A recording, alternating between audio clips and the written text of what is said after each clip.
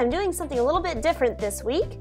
Today I got in a bunch of supplies for a t-shirt decorating session I'm gonna have, and I bought a bunch of these supplies and I want to test them all out, and I'm gonna try to make a kind of complicated design just because I want to see what I can do with all these supplies. I want to see if I can use all of them, and I want to tell you my review of all these products and let you know some of the mistakes that I made and some of the good things I did so that you don't have to make the same mistakes in the future. This is 3D fabric paint by Crazy Colors, US Art Supply.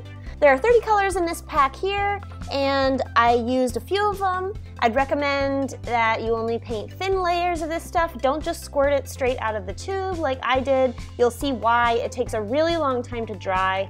I highly recommend that you also use a hair dryer if you're going to use these fabric paints, because it dries in just a couple seconds if you use a hair dryer, but it could take like an hour to dry without one. Next up is Tulip Fabric Spray Paint. I actually found this product really difficult to use because the spray nozzle on it just kind of squirts color in a stream. It doesn't really spray it in a nice mist. So I would, look elsewhere for a fabric spray paint myself, especially on a blue shirt. I used the white spray paint on it and it really doesn't show up. I think you'd probably have to do like 10 coats in order for the white to really not look like a mistake. Next up is Scribbles 3D fabric paint. This is glitter iridescent paint. When I squirted out this paint, I found that it didn't look as glittery as I wanted it to, but then once I used a brush to thin the layer out, that's when I noticed that it really was super glittery. So I would recommend using a paintbrush with this and the Crazy Colors 3D fabric paint. Next up are these fabric markers from Crazy Colors US Art Supply.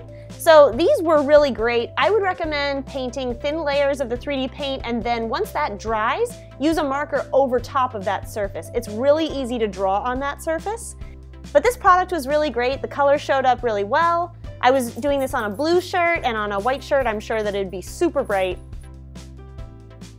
My first instinct when I got started decorating the shirt was to use a pencil to sketch it out, but it was snagging on the fabric, so I just used the markers instead. I outlined each of the hands. I have like this design with an art palette and then the hands coming out of the paint swatches on the palette. And then I went in with some bulky 3D paint around the edges, and I found that it was just going to take so much paint to cover that area, and so I brushed it out. Then I went in with some of that spray paint, and I tried to block it with a piece of paper so that I could only spray paint certain areas, but that just really didn't work. And then, as you know, I found that this spray paint was just really blotchy, so it didn't really work out very well. You can't really even see the effect in the end. But then I just started filling in the other shapes of all of the objects that the hands are holding on the palette. I tried to keep the layers thin, but it just really was hard to do for me because I hadn't really quite put it together that you can't paint so thick. So I was doing okay in the beginning there. When I got to the purple one, I started going a little overboard a little later on because I was trying to make it so much more purple. But overall, just keep your layers really thin. You can see that on the right-hand side, the red little community people that the purple hand is holding are too thick, and so they're gonna take just forever to dry. And even with the hair dryer, still taking forever to dry. And there you see I'm just using the fabric markers to draw an outline.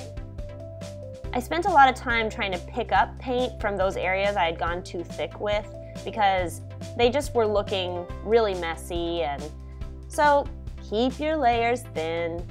And lastly, I tried to make a little star stencil by cutting out a piece of white office paper and then using that spray paint to try to paint around it with the spray paint. But as you can see, it was just kind of a total mess, and then I had to try to pick it up with some scissors before it was even dry, and then I ended up using some white fabric paint to just fill it in and pretend I had done it right the first time. Overall, this was a fun and successful project, I think. Thank you guys so much for watching this video about t-shirt decorating, and I hope that this was helpful. I made some mistakes, but I also think I learned a lot about how to use these products. And basically, I would say go for it with the Crazy Colors 3D fabric paint, the Scribbles glitter fabric paint, and the Crazy Colors fabric markers as well, but probably look elsewhere for a fabric spray paint. This was the cheapest one that I saw, and I got what I paid for. So Thank you so much for tuning in, and I'll see you next Monday. Have a creative day. Bye-bye.